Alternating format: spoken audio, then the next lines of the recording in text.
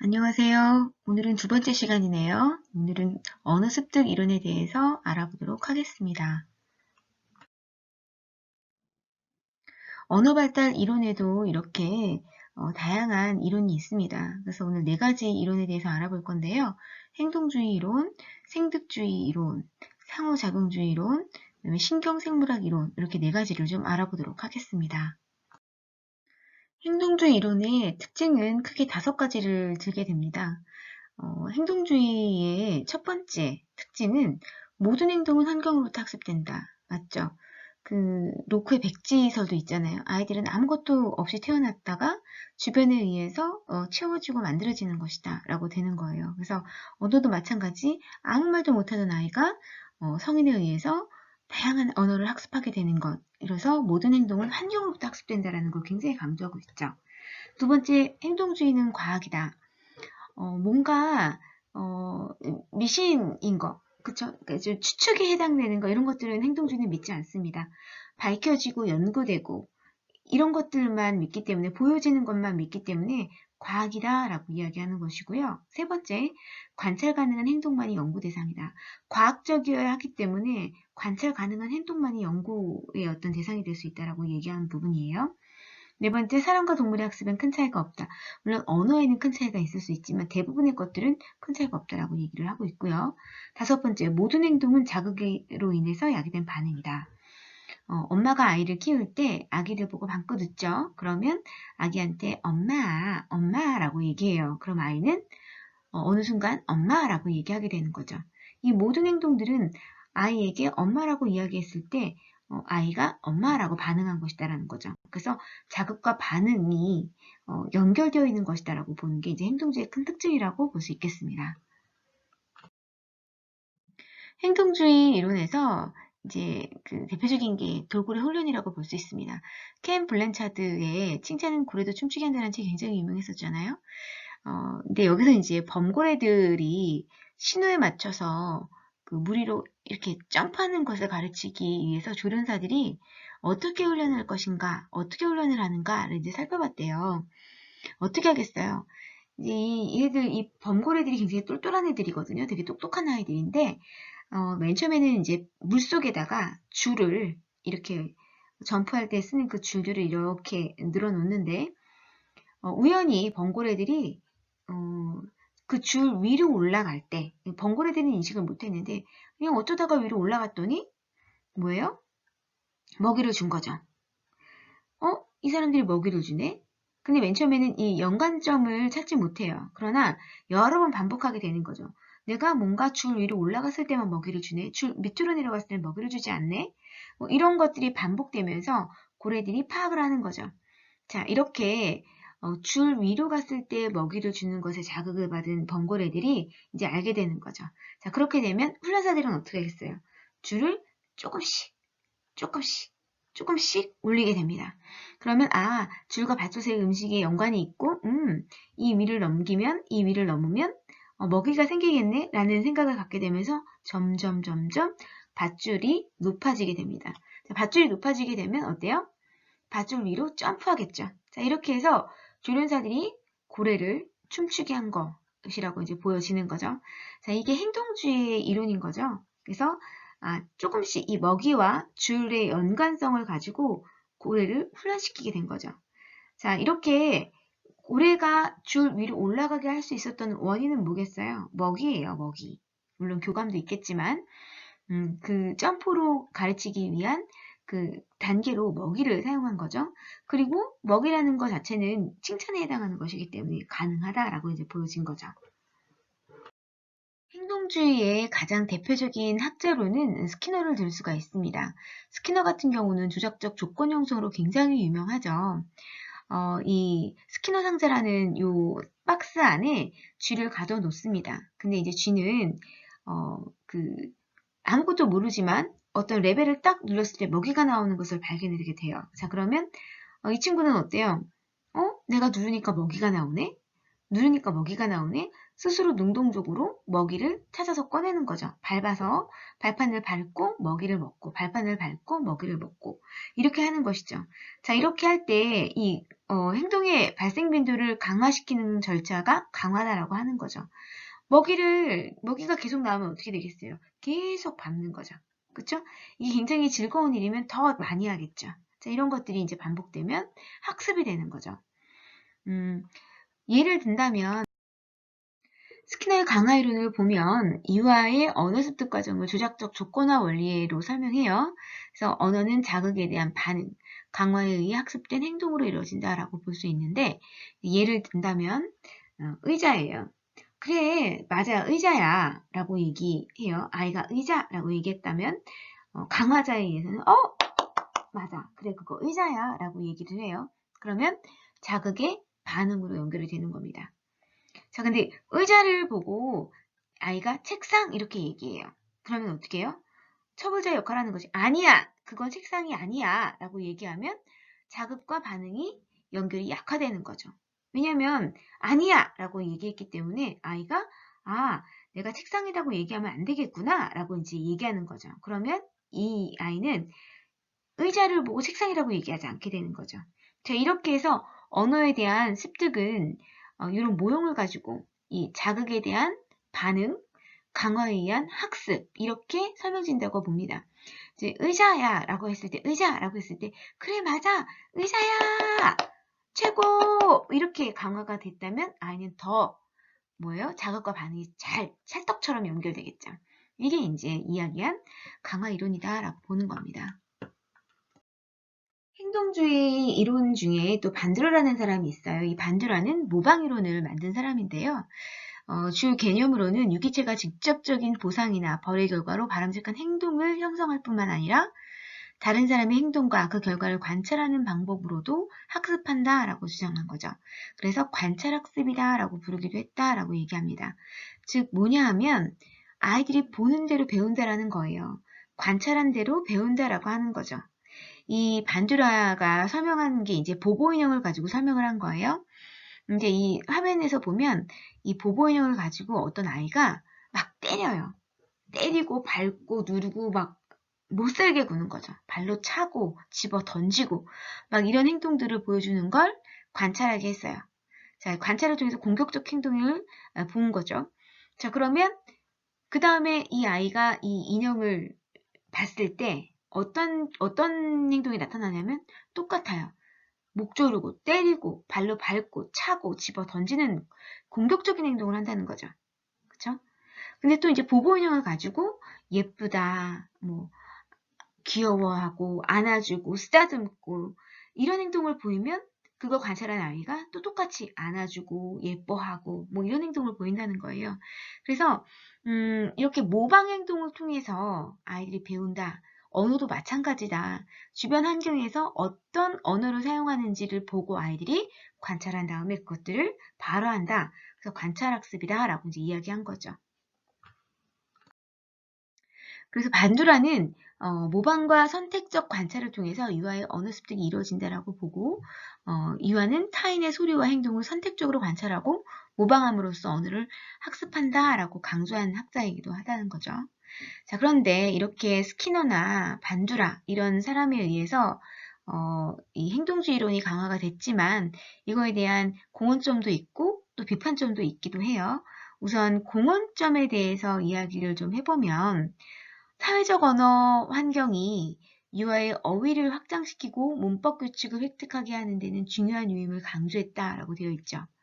그 다음에 유아의 언어 습득 과정에서 부모를 포함한 성인의 상호작용을 강조한 점, 언어 발달에서 훈련의 중요성을 강조한 점은 공헌점이다라고 되어 있습니다. 그러니까 주변에서 가르쳐주는 것, 관찰하게 하고 뭔가 모델링을 보여주는 것, 훈련을 통해서 언어 발달을 어느 정도 이뤄낼 수 있다라고 하는 것, 이런 것들은 이제 공헌점이라고 볼 수 있어요.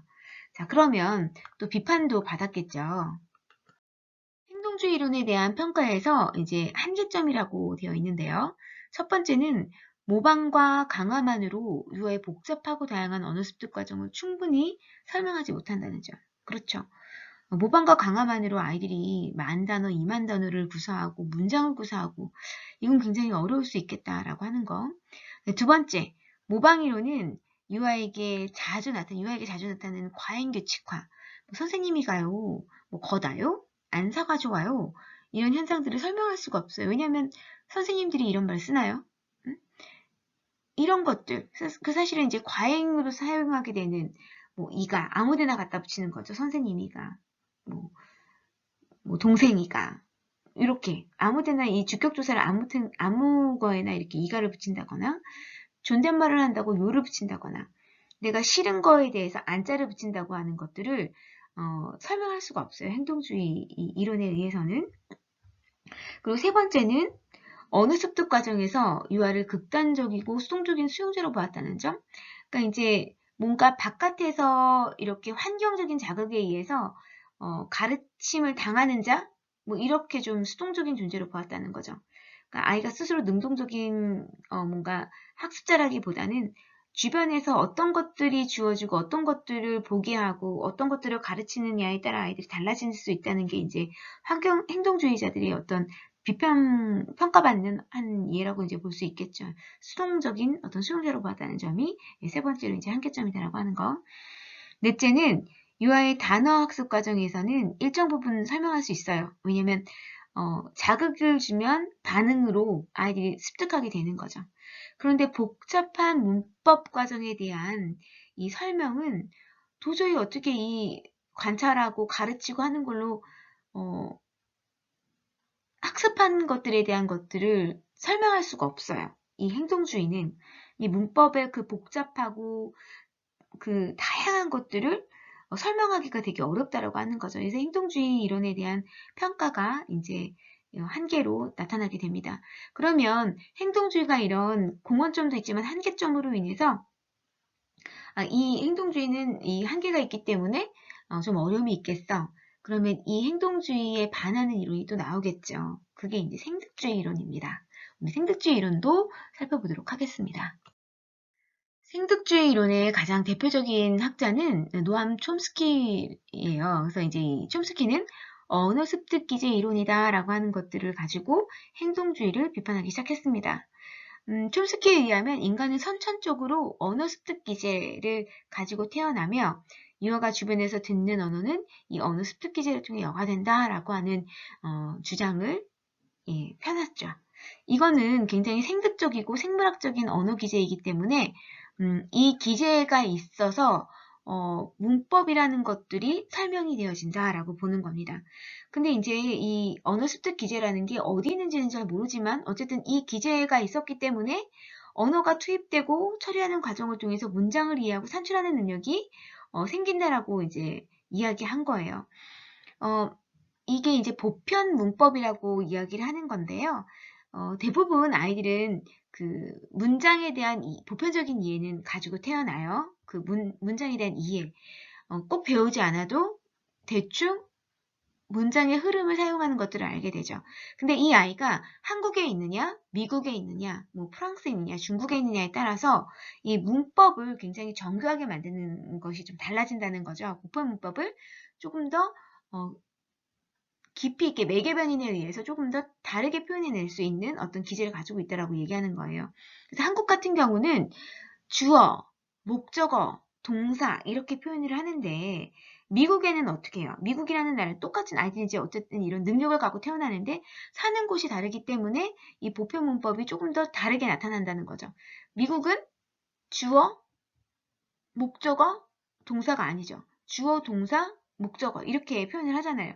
이런 것들이 나라마다 조금씩 달라서 이런 부분들이 언어 습득 기제를 통해서 다르게 표현되는 것들이다라고 이제 이야기하고 있어요. 이런 것들은 누가 설명해서 되는 것이 아니라 원래부터 사람들이 선천적으로 갖고 났기 때문에 문법도 편안하게 쓰는 거고 누가 굳이 가르치지 않아도 그 어순을 이해하고 문장을 만들어내는 것이다 라고 하는 것들이 강조된 이론이라고 볼 수 있죠.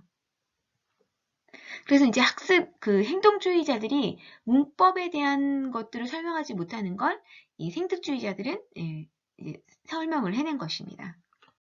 한번 예를 들어볼까요? 밥은 마동석에 의해 만들어진 자 말 되죠. 밥을 마동석이 만든다. 마동석이 밥을 먹는다. 만들어진 밥이 마동석에게 먹힌다. 밥이 마동석에게 먹힌다. 마동석이 밥을 만들어 먹는다. 이게 다 의미 전달이 되시죠? 그쵸? 문법적으로 문제도 없고 의미 전달이 돼요. 자, 이렇게 문장을 만들어낼 수 있는, 다양하게 문장을 만들어낼 수 있는 것이 이제 보편 문법을 만들어내는 언어 습득 기제를 가지고 있기 때문이다 라고 얘기하는 거예요. 자, 그런데 이 생득주의자도 설명 못하는 것이 있습니다. 자, 뭐예요? 문법적으로는 맞는 말들을 다 해요.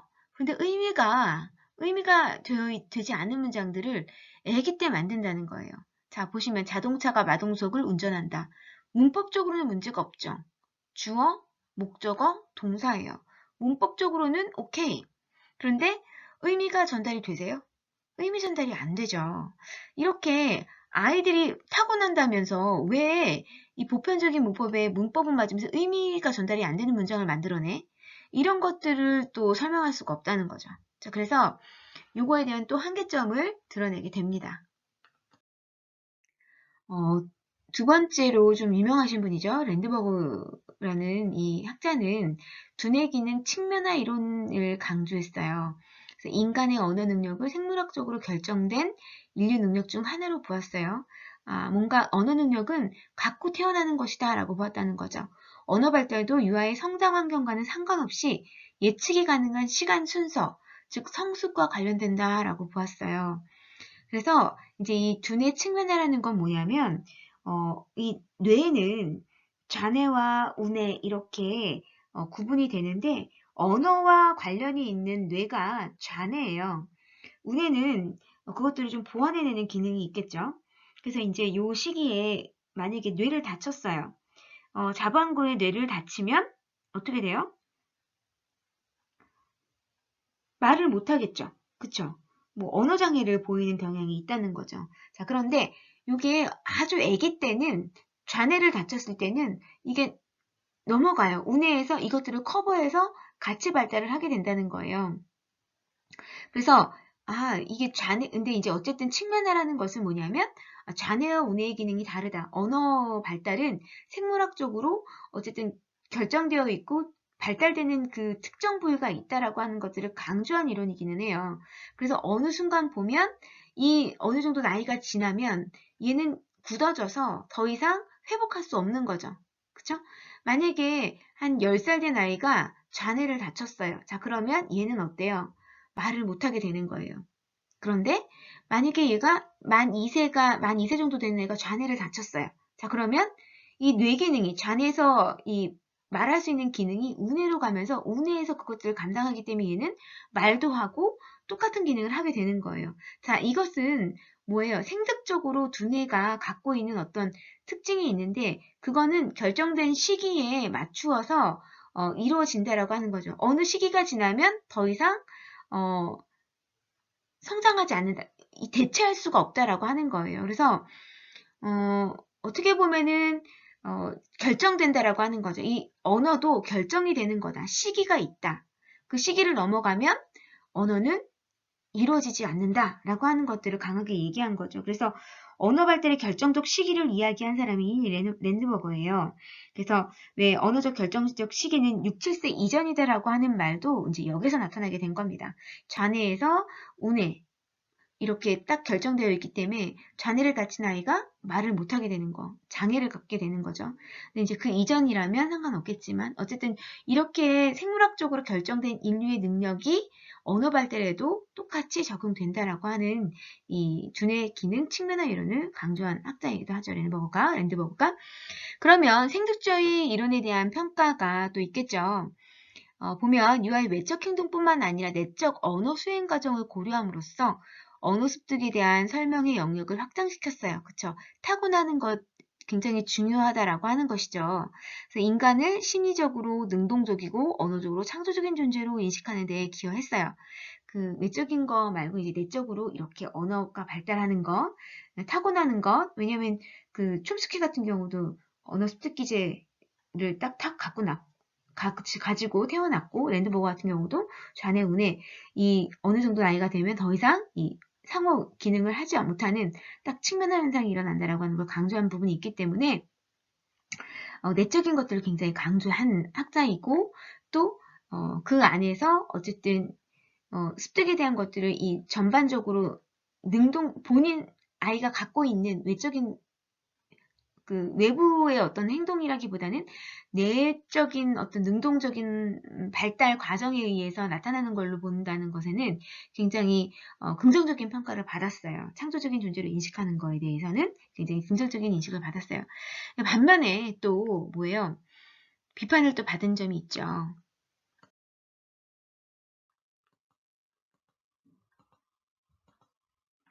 이 생득주의의 이론에 대한 이제 한계점은 뭐가 있을까요? 선천적으로 타고난 언어의 보편적 특성에 대한 지식이 어떤 과정을 거치고 어떤 경험에 의해 구체적인 지식으로 전환되는지를 설명하지 못하는 그런 구체성이 결여되어 있다고 보여지는 거죠. 그러니까 이제 이 언어 습득 기제가 있긴 한데 어디에 있어? 어떻게 그게 되는 거야? 뭐 선천적으로 갖고는 태어났다고는 하는데 그게 어디 있는데 뭐 이렇게 설명을 구체적으로 또 못 해주는 거예요. 이런 것들이 이제 한계점이고 또 인간 사회에 격리돼서 이제 성장한 유아가 언어 발달에 심한 지체를 보인다는 연구 결과가 있는 언어 발달이 생득적인 측면으로만 설명이 안 되는 부분이 있죠. 예를 든다면 진이라는 아이가 미국에서 태어났는데 아버지가 이 아이를 감금하죠. 그래서 말하지 못하는 그런 특수한 환경을 만들어요. 자, 이 아이는 어때요? 만약에 아이가 생득주의라면은 전체적으로 뭔가 갖고 태어나기 때문에 유창하게 말을 할 거다. 어느 시기가 지나면 말을 할 거다. 라고 했는데 이렇게 언어 환경이 주어지지 않은 아이가 말을 못하는 거예요. 그쵸? 그러면 이거는 생득주의가 비판받아야 되는 부분인 거죠. 왜냐면 자연스럽게 나타나는 과정에서 말은 자연스럽게 해야 되는데 이게 안 되는 거니까. 그래서 이제 설명이 안 되는 부분이 있다라고 하는 거, 생득적인 측면만으로는 언어는 설명이 안 된다라고 하는 게 이제 한계점이다라고 볼 수 있습니다. 다음 장에서는 우리 상호작용주의에 대해서도 조금 알아보고요. 그 다음에 또 신경 생물학적 이론에 대해서 알아보도록 하겠습니다.